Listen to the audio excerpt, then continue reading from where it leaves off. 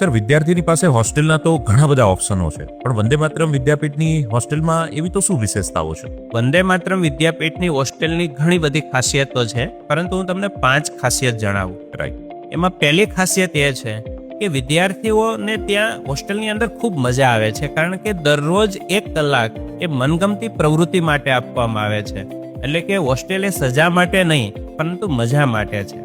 બીજી ખાસિયત એ છે કે જેવી રીતે માતા પિતા બાળકોની કેર કરતા હોય એવી રીતે હોસ્ટેલની અંદર એ પર્સનલી અમે લોકો ત્યાં વિદ્યાર્થીઓની એવી રીતે કેર કરીએ. ત્રીજી ખાસિયત એ છે કે વંદે માતરમ વિદ્યાપીઠ જે છે એમાં બાળકો જ્યારે હોય એ તો મોબાઈલના એડિક્શનથી તો દૂર થાય જ થાય છે, પરંતુ સાથે સાથે એમને યોગા અને મેડિટેશન જેવી પ્રવૃત્તિ આપવામાં આવે, જેથી કરીને મેન્ટલી અને ફિઝિકલી બાળકો મજબૂત બને છે. ચોથી ખાસિયત એ છે કે જો ઘરે હોય ને તો બહુ બધા ફંક્શનો પ્રોગ્રામોની અંદર બાળકો પણ સાથે સાથે જતા જ હોય, જ્યારે અહીંયા એક પ્રોપર એક શિડ્યુલ આપવામાં આવે, જેથી કરીને બાળકો એક શિડ્યુલની અંદર કામ કરે એટલે કન્સિસ્ટન્સી અભ્યાસની જળવાઈ રહે.